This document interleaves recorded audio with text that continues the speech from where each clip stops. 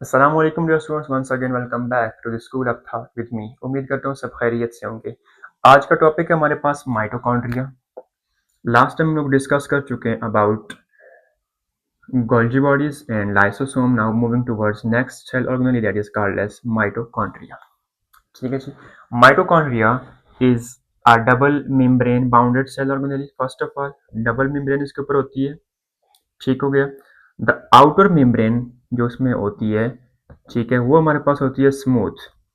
Outer membrane is smooth while the inner membrane, जो हमारे पास inner membrane होगी, उसके अंदर कुछ कर्व्स बने होंगे। मैं यहाँ पे लफ्ज यूज करता हूँ कर्व्स का।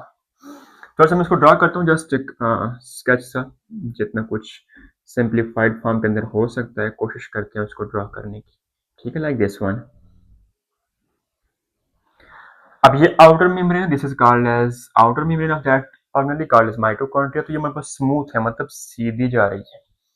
इनर वन जो हमारे पास है, बेसिकली इसके अंदर कर्व्स है, वो थोड़ी सी जिगजैग बनी हुई है, थोड़ी सी टेढ़ी बनी हुई है, उसमें कर्लिंग बनी हुई है। दैट्स व्हाई मैंने वर्ड यूज किया कर्व्स है उसके अंदर। अब इसके अंदर जो ये स्पेस बाकी बच जाती है जहां पर फ्लूइड पाया जाएगा, that is called as matrix. ठीक है। अब मेम्ब्रेन की बात हो चुकी है, इस रिमेनिंग पोर्शन जहाँ पे स्पेस है उसकी बात हो चुकी है। अब जो हमारे पास माइटोकॉन्ड्रिया बेसिकली ये तमाम के तमाम यूकैरियोटिक सेल्स के अंदर पाई जाती है। ठीक है। लेकिन इसके जो एंसेस्टर्स हैं वो प्रोकैरियोटिक सेल्स हैं, मतलब वहां से ओरिजिनेट हुई है, वहां से आई है और अब जाके कहाँ पाई जाती है, in eukaryotic cells. It is also called as power house of the cell. ठीक है जी। Power house of the cell. अब देखिए, हर एक चीज को एनर्जी चाहिए। विदाउट एनर्जी कोई प्रोसेस हो नहीं सकता। ठीक है। तो ये सेल का पावर हाउस है, विच मीन ये सेल के लिए एनर्जी प्रोड्यूस करता है in the form of ATP, that is called as adenosine triphosphate. ठीक है। एडिनोसिन ट्राइफॉस्फेट एटीपी की फॉर्म में ये एनर्जी प्रोड्यूस करेगा। एनर्जी जब बनती है in the process called as respiration. ठीक है। अब उस रेस्पिरेशन में अगर हमारे पास क्या हो, ऑक्सीजन भी अवेलेबल हो, देन वो प्रोसेस बन जाता है एरोबिक रेस्पिरेशन। तो इस तरह हमारे पास इस प्रोसेस के अंदर ये क्या करेगी, एनर्जी बनाएगी in the form of ATP. Again इसके पास एक process that is called as self replicating organelle. ठीक है। द रीजन इज दैट कि ये अपना जेनेटिक मटेरियल कैरी करती है in terms of DNA in ribosomes. ठीक है। That's why it is called as self replicating organelle. ये कुछ हमारे पास चीजें हैं, कुछ information about mitochondria. First of all double membrane bounded है। ठीक है। Outer membrane smooth, inner membrane है उसमें थोड़ी सी इस तरह से कर्व्स बने हुए हैं। ठीक है। मैट्रिक्स इसका जो बाकी एरिया जहाँ पे फ्लूइड पार्ट कंटेन होता है, that is called as matrix. Self replicating organelle, it means खुद ही रेप्लिकेट करेगी, अपना डीएनए अपना राइबोसोम कंटेन करती है। और the most important thing, it is called as the power house of the cell, which means कि हमारे पास क्या करती है, एटीपी की फॉर्म के अंदर एनर्जी को produce. Next cell organelle that we have is called as plastids. ठीक है। Plastids are also double membrane bounded organelle. ठीक है। डबल मेम्ब्रेन है इसके ऊपर भी। It is present in plants and algae. Plants में पाई जाएगी एंड एल्गी में पाई जाएगी।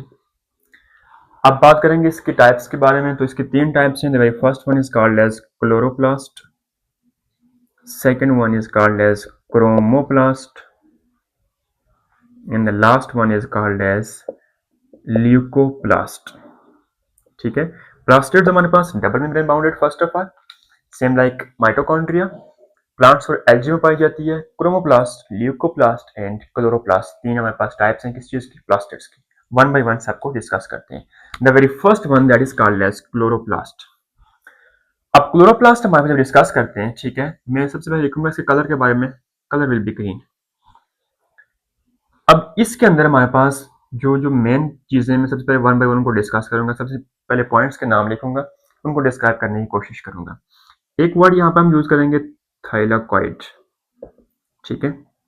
एक वर्ड यूज करेंगे ग्रेनम या ग्रेना। ठीक है। फिर हम यूज करेंगे यहाँ पर इंटरग्रेनम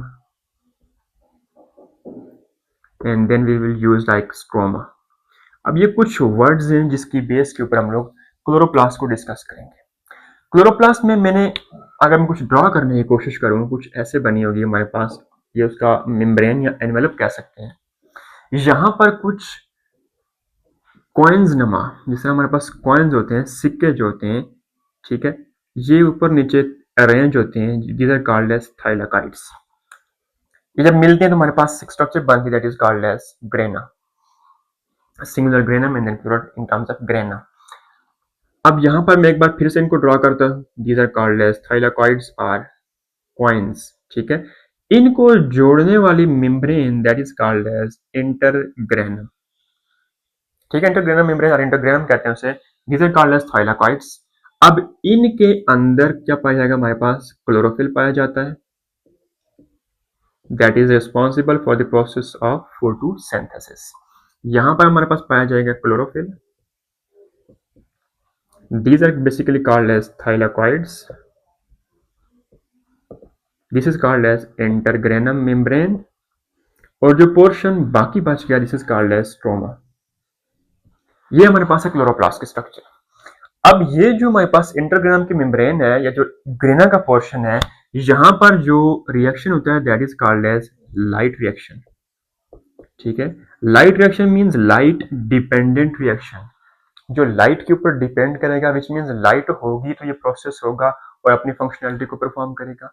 द सेकंड वन जो यहाँ पर स्ट्रोमा में होगा that is called as dark reaction, ठीक है। Dark reaction means light independent reaction, जिसके लिए लाइट की जरूरत नहीं है, लाइट ना भी हो, जिसके ऊपर डिपेंड नहीं कर रहा है, अपनी फंक्शनैलिटी को परफॉर्म कर सकता है। This is all about chloroplast. Second इसकी जो हमारे पास टाइप है that is called as chromoplast. अब क्रोमोप्लास्ट इज फॉर कलर्स, ठीक है, क्रोमा फॉर कलर्स को बेसिकली बोलते हैं, कलर अदर देन ग्रीन।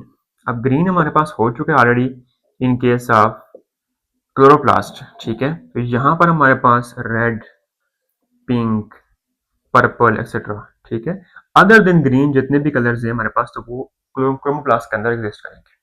अब ये क्या कहां पाई जाएगी, आपके पास जितने भी फ्लावर्स हैं, पेटल्स हैं, जहां पर प्रोसेस होता है कौन सा, पोलिनेशन का, तो वहां पर इंसेक्ट को अट्रैक्ट करने के लिए, ठीक है, टू अट्रैक्ट द इंसेक्ट, तो यहां पर हमारे पास क्या होगा जी, क्रोमोप्लास्ट कलर पाए जाते हैं ताकि इंसेक्ट को ट्रैप करें, ताकि प्रोसेस ऑफ पोलिनेशन हो सके और वहां से हमारे पास इसकी फंक्शनैलिटी परफॉर्म हो सके। इसके अलावा डिफरेंट जो फ्रूट्स हमारे पास पाए जा रहे हैं तो वहां पर ये हमारे पास पाया जाएगा ताकि वहां से क्या हो सके, सीड डिस्पर्सल हो सके, सीड डिस्पर्स हो सके और वहां से वो आहिस्ता आहिस्ता डिस्पर्स होंगे, जिससे हमारे पास न्यू वेराइटीज पैदा होती रहेंगी, उनके न्यू नंबर ऑफ जो मल्टीपल ऑफस्प्रिंग है वो बनते रहेंगे। The last one that is called as leucoplast. ये जो हमारे पास है this is basically non pigmented, इसमें कोई पिगमेंट नहीं है। जब पिगमेंट नहीं है विच मीन्स कोई भी कलर यहाँ पर नहीं है, तो प्लांट बॉडी में ऐसी जगह, ऐसा पार्ट जहाँ पर कलर्स ना हो तो बेसिकली हमारे पास underground parts which are called as roots, ये वहां पर पाई जाएगी। वहां पे क्या करेगी, ये कुछ मटेरियल्स का, कुछ फूड की स्टोरेज करेगी, स्टोरिंग फूड, ठीक है, in terms of carbohydrates, in terms of proteins etcetera, ठीक है, वहां पर फूड को स्टोर करना, underground parts in terms of roots, in terms of bulbs, ठीक है, जो प्लांट्स के पार्ट है अंडरग्राउंड, वहां पर ये फंक्शनलिटी को परफॉर्म करेगी। This is all about plastics. अब इस पूरे टॉपिक में कोई भी क्वेश्चन हो, कोई चीज समझ ना आई हो, कुछ मुश्किल लगा हो, कुछ कंफ्यूजिंग लगा हो, ठीक है, तो आप कमेंट सेक्शन के अंदर आके पूछ सकते हैं, आपको उसका जवाब प्रॉपरली प्रोवाइड कर दिया जाएगा। वीडियो अच्छी लगे तो वीडियो को लाइक करें, चैनल को सब्सक्राइब करें ताकि आने वाली हर एक वीडियो आपके पास पहुंचा करे और आप उससे फायदा उठा सकें। नई आने वाली वीडियो से पहले अपना ख्याल रखिएगा, मिलते हैं फिर से, तब तक के लिए अल्लाह हाफिज।